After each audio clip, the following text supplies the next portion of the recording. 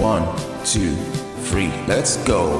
Wednesday afternoon, hoping you will tune into our show. Directly as a result of Christopher Reeve's pushing for that. Anyway, the point is, I remember reading his book, and he went into this stem cell research and about the effectively cloning of embryos so that they could develop this. And the actual cloning of people, of humans, is, I believe, is illegal in most countries, if not all countries. And I think any people who've attempted, perhaps like you, to see if there is any evidence of cloning going on, they tend to find out that there isn't. They draw a blank. And I think doctors or scientists will say that although you can clone the genome, the human genetics, the genome, the DNA, you cannot clone, it's not yet possible to clone the actual human being themselves. So although that happens in identical twins where they come from the same egg, they've not found a way, they've obviously researched this, of actually cloning the human being. So if they were to clone the DNA, the genetics, the genome, that would all be identical, but not the person themselves. I mean, you might remember, I'm not sure whether I remember or I read it, but we did clone in this country an animal in the 90s, I think, late 90s, called Dolly the sheep. Do you remember that at all? Yeah, I remember that. I remember reading something about Dolly the sheep. Yeah. Well, she was the first animal apparently in the world to be cloned. Right. Dolly the sheep. Now, it was a Dorset sheep. It was called, right. And they live normally to about 12 or 13 years. Right. Well, Dolly, she 6.5 years, as I remember. Right. She was euthanized because she had lung cancer and quite bad movement in her legs and so on. She had arthritis, basically, as well as lung cancer, and she was struggling, so they put her down, but she wouldn't have lived long anyway. But they wondered why she lived 6.5 years, and what they think is that when they cloned the other sheep to create Dolly, that sheep was 6 years old. So they think Dolly started off at 6 years old and lived another 6 or 7 years. So that's quite interesting, that they could obviously clone to that degree, that the age is actually the same on the new cloned creation. So it's a difficult one, isn't it? I mean, if they can research and help people who are paralyzed with stem cell research to be cured and to walk again, because that was always Christopher Reeve's aim and wish and determination, that one day he would walk again. Sadly, his body gave out before then, and just as a corollary to that story of him, his wife Dana, and she would have been, I think, in her 40s at the time. She lived for another year, and then a year after he died, she was told she had terminal lung cancer. Now, she'd never smoked, anything like that. Right. It was almost, and she died. A very celebrated woman, a very celebrated couple, and they had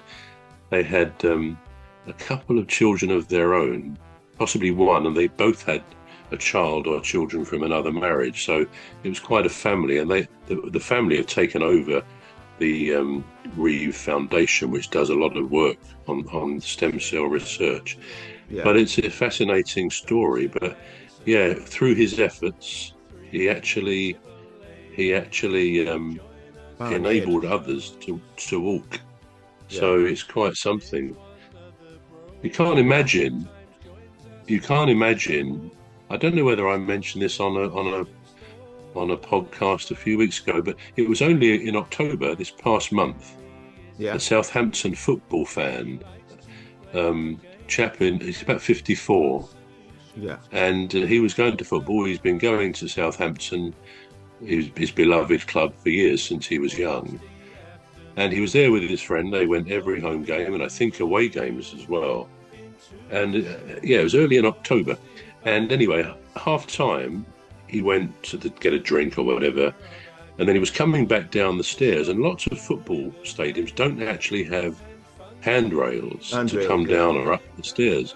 Same as at Selhurst Park, they don't really have them there, which is always dangerous because you. The leader of our gang will make the show go with a bang and fund the aim of everything Custis. And fund the aim of everything Custis.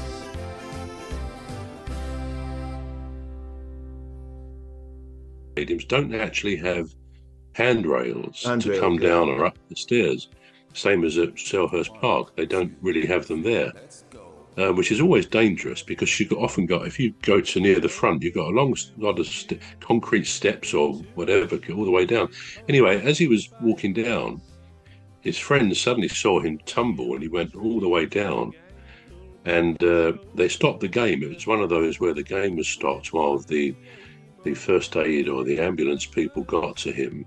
And he was taken off to hospital anyway. Long story short, he could only move his tongue until he was paralysed. He broke stuff in his neck. When he was told there's no prospect whatsoever of any improvement, then he communicated to his family and the doctors that he wanted to die, to be allowed to die. And basically they let him die. So what a terrible story. And it's not the most bright story to put into our podcast, but again, it's relevant to what people go through when totally unexpectedly they have an accident, often a horse accident, they fall off the horse, or something like that at the football stadium, something people do every week, without a second thought. Even going up and down stairs at home, we do it without a second thought. Yet a lot of people, perhaps particularly old people, fall downstairs and seriously injure themselves or worse. So it's a terrible thing to wake up and find you're trapped in your body. So all credit to Christopher Reeve for his pushing of research, and let's hope that continues now and they get real progress. I hope so. Just touching on horses briefly. It's a bit political, but it was just something that happened over the weekend where I think one or two of the horse races died after a race. Really? Yeah, and that was So three of the horses that were involved in the horse racing over the weekend died after the race. Just mysteriously like that, it just died. After the race, was it? After the race. Yeah. They just finished the race and they were just pouring water over the horses, and they just died. That was tragic. Anyway, so just on the cloning subject, there is just a few points that I sort of informative points that I sort of like just wrote down through my research. So the first one is pet cloning is illegal in the UK. So the people that had to do it, they did it all in America. And it set them back almost just under 40 grand, so 40,000 pounds. And a guy on the documentary on the of our gang will make the show go with a bang and fund the aim of everything Custis. And fund the aim of everything Custis.